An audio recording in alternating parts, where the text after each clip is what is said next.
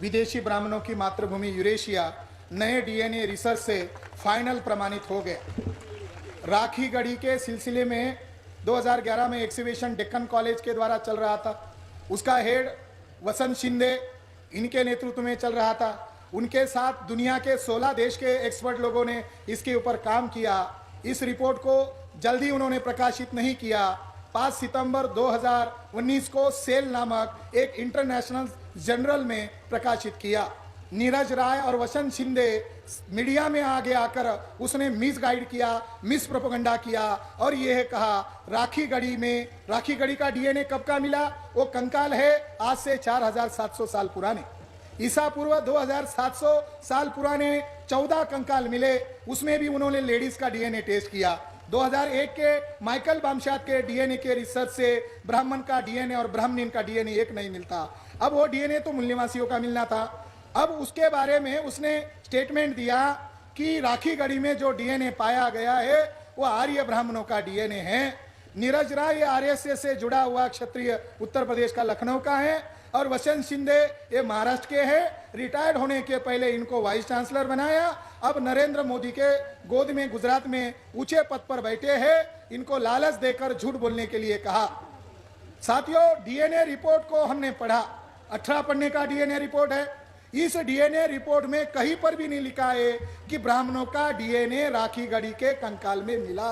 ऐसा कहीं पर भी नहीं लिखा है, बल्कि उसका हेडिंग है, उसका टाइटल है हड़प्पा कालीन राखी गढ़ी सभ्यता में जो कंकाल मिले उनमें यूरेशियन पैस्टोरलिस्ट लोगों का और ईरानी कृषक लोगों का डीएनए का अभाव, यानी ईरानी और यूरेशियन लोगों का डीएनए राखी गढ़ी में नहीं मिला।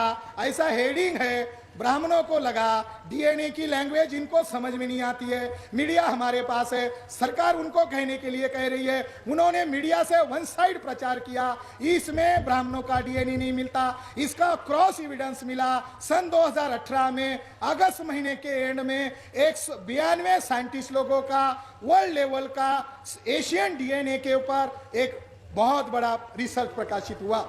एशियन डीएनए साइंस के ऊपर 2018 में अगस्त महीने में यह रिपोर्ट प्रकाशित हुआ। ब्राह्मणों ने, वर्ल्ड में बैठे हुए ब्राह्मणों ने आक्षेप किया, क्योंकि उस रिपोर्ट में यह कहा था ब्राह्मणों का भारत में आने का तारीख कौन सा है। उन्होंने प्रूव किया, जगह जगह पर जो उनको हड्डियां मिली उसके अवशेष पर उन्होंने प्रूव किया ब्राह्मणों का भारत में आने का एग्जैक्ट पीरियड है ईसा पूर्व 2000 से लेकर 1700 की ईस्वी सन में वो भारत में आक्रमण किया। यह रिपोर्ट क्रॉस हो गया। ब्राह्मण ने उसको अपोज किया।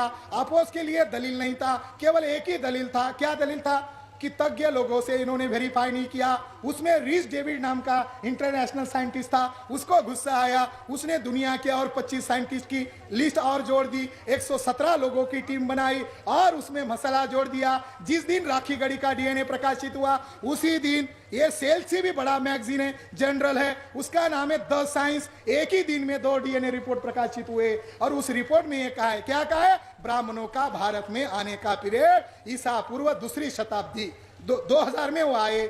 अगर इस बात को राखी गढ़ी के डीएनए के साथ टैली कर लिया जाए तो आज से काउंट होता है राखी गढ़ी 4700 साल पहले का डीएनए और ब्राह्मणों का भारत में आने का पीरियड ईसा पूर्व 2000 में है। अरे जब ब्राह्मण भारत में आए ही नहीं थे तो उनका राखी गढ़ी में डीएनए मिलने का सवाल ही नहीं है। तो दोनों रिपोर्ट इस किताब में आपको ट्रांसलेशन में मिलेंगे और हमारे समर्थन में आज की तारीख में टोनी जोसेफ नाम का बहुत बड़ा डीएनए स्कॉलर है, उसका भी इसके अंदर आर्टिकल है। उन्होंने भी कहा मैं इंटेलेक्चुअल लड़ाई के लिए आपके समर्थन में हूं।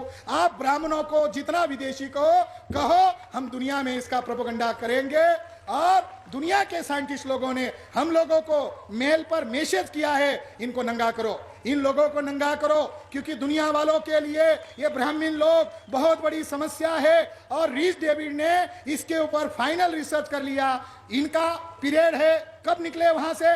ईसा पूर्व 3300 में वहां से निकले। दोनों एरिया में घुसे, एक इंडिया के तरफ से आए और दूसरा यूरोपियन कंट्रीज में गए। यूरोपियन कंट्रीज में एक कल्चर बढ़ रहा था 5000 साल पहले, उस कल्चर का नाम है स्टोन हेंगे। स्टोन हेंगे कल्चर को इन ब्राह्मणों की प्रजाति का साइंस लोगों ने नाम ढूंढा है। ब्राह्मणों का ओरिजिनल नाम है यामनिया। यामनिया प्रजाति के लोगों ने यूरोप में जो कल्चर डेवलप हुआ था स्टोन हेंगे, इसको नष्ट किया और वहां के पुरुषों का कत्लेआम किया।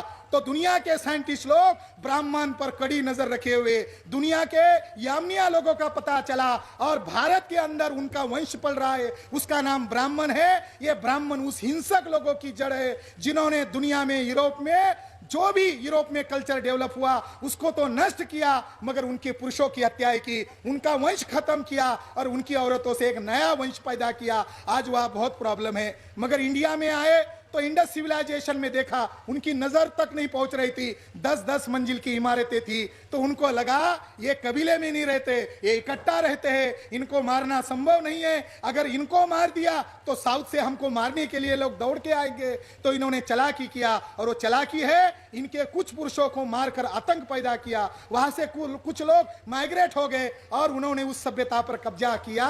साथियों, इसलिए ब्राह्मणों ने यूरोप पर कब्जा किया मगर यूरोप में जाति नहीं पैदा की। यूरोप के पुरुषों की हत्या की मगर उन्होंने वहां वर्ना सिस्टम नहीं पैदा किया। भारत में यामनिया लोगों ने वर्ना सिस्टम और जाति सिस्टम इसलिए कब्जा किया कि वो एकदम हमको हरा नहीं सकते थे। उनको लग रहा था हम धीरे धीरे इनकी नस्लों को खत्म करेंगे। अब वो दौर आया है। अब जो विदेशी है वही कह रहे हैं हम इस देश के हैं, इंडस सिविलाइजेशन हमारे पुरखों ने पैदा किया।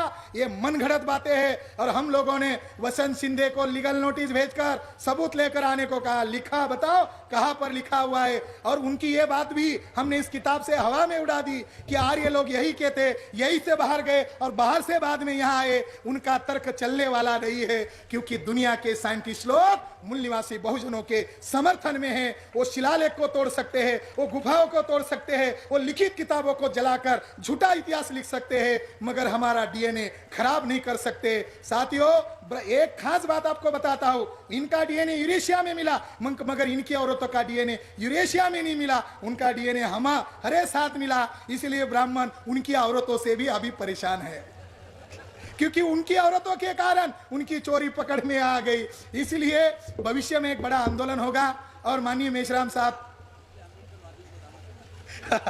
शायद उसकी वजह तो दामाद बनाने की वजह तो आधुनिक भारत में वही है, बाबा साहब अंबेडकर का खून ब्राह्मणों ने किया। इस रहस्य को छुपाने के लिए ब्राह्मणों ने हमारे लोगों को, नेतागिरी करने वाले लोगों को लड़कियां दिया। ये बात मुजुमदार नामक सविताबाई का जो ब्राह्मण पिट्टू था उसने मुझे रिकॉर्ड में बताई है। ये बात है। साथियों, डीएनए से प्रमाणित हो गया ब्राह्मण विदेशी है और 1818 को लड़ने वाले लोगों का दुश्मन एक था, वो भी विदेशी था। और आज हमारे सामने भी जो दुश्मन है वही है, मगर उसका चरित्र हिंसक है, उसका चरित्र युक्तिवाद नीतिमत्ता नहीं है, वो कैरेक्टर से हिंसक है। ये बात 200 साल पहली याद को रखकर उन्होंने किया। आज भी वो हिंसा कर रहे हैं। इसलिए मैं आज के ऐतिहासिक मौके पर राष्ट्रीय अध्यक्ष से कर जोड़कर विनती करना चाहता हूं, इन हिंसक ब्राह्मणों का हमको कैसे मुकाबला करना चाहिए, आप कोई तरकीब बताएं। धन्यवाद।